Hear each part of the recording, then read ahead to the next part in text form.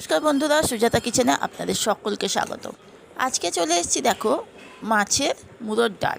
আর এই মাছের মুড়োর ডালটা করছি দু রকম মুড়ো দিয়ে, কাতলা মাছ আর রুই মাছ দু রকম মুড়ো দিয়ে। প্রথমে মাছের মুড়োর ডাল করছি দেখো। আর আজকে দুটো রেসিপি একসঙ্গে তোমাদের সঙ্গে শেয়ার করব। প্রথমে ডালটা একটু লাল লাল করে ভেজে নিয়েছি, ভেজে নিয়ে ডালটা ভালো করে ধুয়ে আর এই জল দিয়ে বসিয়ে দিলাম। আর অন্যদিকে কড়াইয়ের মধ্যে আমি দিয়ে দিয়েছি একটা কাতলা মাছের মুড়ো, একটা রুই মাছের মুড়ো। তোমরা দেখেই বুঝতে পারছো, ছোটোটা রুই মাছের মুড়ো আর বড়োটা কাতলা মাছের মুড়ো। সবসময় রুই মাছের এই কাতলা মাছের মুড়ো দিয়েই ডালটা করি, কিন্তু আজকে দু রকম মাছের মুড়ো দিয়ে এই ডালটা করব। মাছের মুড়োটা ভেজে তুলে নিয়েছি, ওই কড়াইয়ের মধ্যে আরেকটু তেল দিয়ে দিলাম। আর ওর মধ্যে দুটো শুকনো লঙ্কা দিয়ে দিয়েছি, একটু তেজপাতা দিয়ে দিলাম, দিয়ে ভালো করে একটুখানি নাড়াচাড়া করে নিচ্ছি। তারপর ওর মধ্যে আমি দিয়ে দিয়েছি পেঁয়াজ কুচানো। পেঁয়াজটা দিয়ে একটু তো নাড়াচাড়া করে একটু লাল লাল তো করতেই হবে। পেঁয়াজটা একটু লাল লাল না হলে ভালো লাগে না। যাই হোক, পেঁয়াজটা সিমে করে আমি একটা মশলা করে নিচ্ছি। এর মধ্যে দিয়ে এলাম রসুন, আদা আর পেঁয়াজ দিয়ে একটা পেস্ট বানিয়ে নেব। এবার এর মধ্যে পেঁয়াজটা একটু কালারটা চেঞ্জ হয়েছে, তখন আমি টমেটো দিয়ে দিয়েছি, একখানা কুচানো টমেটো দিয়েছি। এবার টমেটোটা দিয়ে নাড়তে নাড়তে তারপর আমি এই যে মশলার পেস্টটা, আদা রসুন পেঁয়াজের পেস্টটা দিয়ে দিলাম। দিয়ে তার মধ্যে আমি হলুদ দিয়ে দিলাম, পরিমাণ মতো লবণ দিয়ে দিলাম। দিয়ে এবার ভালো করে কষিয়ে নিতে হবে যতক্ষণ পর্যন্ত মশলার গন্ধটা না ছাড়ছে। বেশ কষানো হয়ে গেছে, তেল ছেড়ে দিয়েছে, তারপর কিন্তু আমি মুড়োটা দিয়েছি।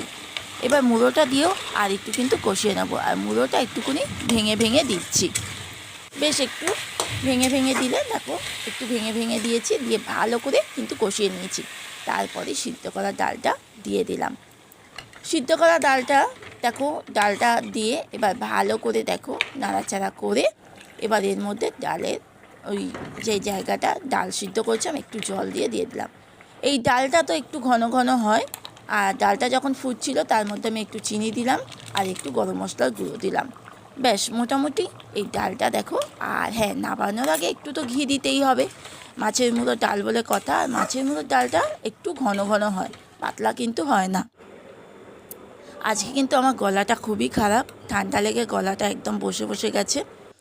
আর এই ডালটা হয়ে গেছে, এরপরে আমি দেখো রুই মাছগুলো ভেজে নিচ্ছি।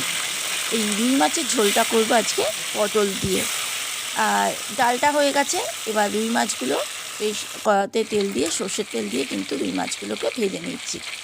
আর এই রুই মাছগুলো বেশ লালচে লালচে করে ভাজা যখন হয়ে গেছে দুপিঠটা, তখন আমি তুলে নিয়েছি। কড়াইয়ে সর্ষের তেলের মধ্যে 5 ফোড়ন দিয়েছি, তার মধ্যে পেঁয়াজ দিয়েছি, দিয়ে ভালো করে একটু নাড়াচাড়া করে নিচ্ছি। পেঁয়াজটা একটু আমি লাল লাল করেই ভাজি, সামান্য একটু পেঁয়াজের কালারটা চেঞ্জ করি। একটু চেঞ্জ হয়ে গেলে তখন আমি দেখো পটল আর আলু একসঙ্গে দিয়ে দিচ্ছি। এই আলু পটল দিয়ে রুই মাছের ঝোলটা কিন্তু খেতে ভালোই লাগে। আর এই পটল আলু নাড়াচাড়া করার পর একটু নুন হলুদ দিয়ে দিলাম। এবার দিয়ে তার মধ্যে আমি মশলার মধ্যে এখানে জিরে, আদা আর একটু পেঁয়াজ, জিরে, আদা, পেঁয়াজ, কাঁচা লঙ্কা চারটে ভালো করে পেস্ট করে দিয়ে ভালো করে দেখো আমি নাড়াচাড়া করছি। ভালো কষানো যখন হয়ে গেছে তখন আমি জল ঢেলে দিচ্ছি। একটু ঝোল ঝোল খাওয়ার জন্য একটু জলটা তো বেশি দিতে হবে। আর যেহেতু এটা রুই মাছের ঝোল করব, একটু ঝোল ঝোল থাকবে, তখন আমি এখানে একটু ঝোলটা সামান্য ফুটছে, তখন আমি মাছগুলোকে দিয়ে দিয়েছি। মাছগুলোকে দিয়ে এবার ঢাকা দিয়ে দেবো। এবার ঢাকা দেওয়ার পর দেখো আবার খানিকক্ষণ পর তোমাদের দেখাচ্ছি। যেহেতু দুটো রেসিপি একটু তো তাড়াতাড়ি করে দেখাতে হচ্ছে, আর এর না তো বেশি একটু লং হয়ে যাবে। আলু ভালো সিদ্ধ হয়ে গেছে, এবার আমি নামিয়ে নিলাম। কেমন লাগলো দুটো রেসিপি অবশ্যই আমাকে কমেন্ট করে জানিও। আর গলার অবস্থাটা বুঝতেই পারছো, এই গলা নিয়েই যাই হোক আমাকে এই বলতে হচ্ছে। ভালো লাগলে অবশ্যই লাইক সাবস্ক্রাইব করে পাশে থেকো। আবার আগামী দিন দেখা হবে।